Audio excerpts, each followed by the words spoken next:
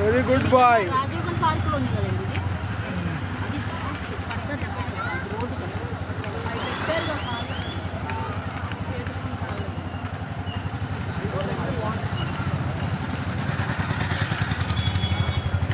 పడ్డోడే కానీ సేమ్ అక్కడే పడుతున్నాడు. టర్నింగ్ తిరిగే దగ్గర పడిపోదు.